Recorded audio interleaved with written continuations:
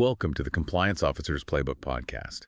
Today we're doing a really critical deep dive into some source material around corporate secrecy and anti-money laundering efforts in the UK overseas territories, the OTs. Right. Our mission here, especially for you, the compliance professional, is to get past the headlines and really assess the actual progress these key financial hubs have made on transparency. And that means focusing on the quality and maybe more importantly, the accessibility of their beneficial ownership data. Exactly. And it's so much more than just a regulatory check-in. This is a global financial integrity discussion. I mean, ever since the 2016 Panama Papers, offshore finance has been under massive sustained pressure. We all saw that coming. We did.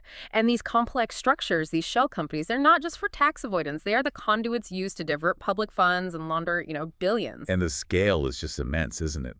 The sources we're looking at cite previous research from Transparency International UK. Yes, and that research ties these opaque vehicles registered in the OTs to over 273 documented cases of corruption and money laundering. And the total figure is, what was it?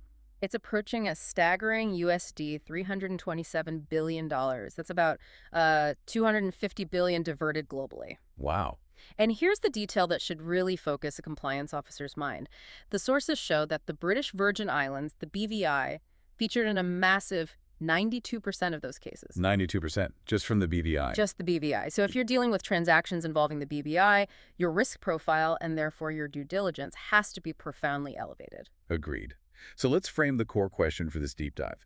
How successfully are the four key territories, that's Bermuda, BVI, the Cayman Islands, and Montserrat, actually dismantling the corporate secrecy that enables all this? And we need to look past the political promises and get to the operational reality. Okay, let's unpack this whole journey toward transparency. Where did it all start?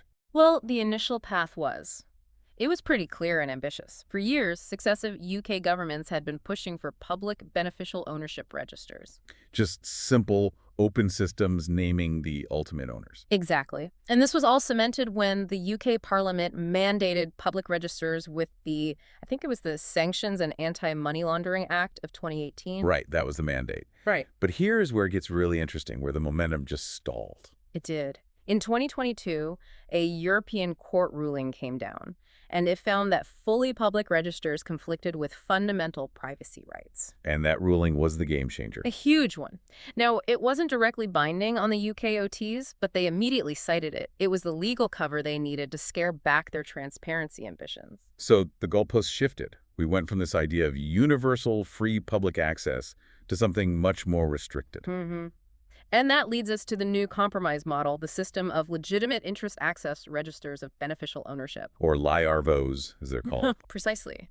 This model it's drawn from the framework in the EU's 6th Anti-Money Laundering Directive, AMLD6, and it basically grants access only to those who can prove a legitimate interest. So we're talking about journalists, anti-corruption organizations, academics, that sort of group. Yes, they are presumed to have a legitimate interest because that's their job, right? To expose financial crime.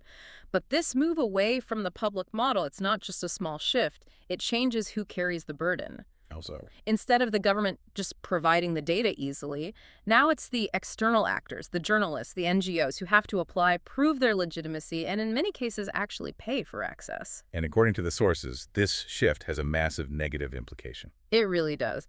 Transparency International UK argues, and I'm quoting here, that the move is more costly, complex, and offers much weaker transparency. So for a compliance officer, the real failure is that these new systems might produce incomplete or just unusable data.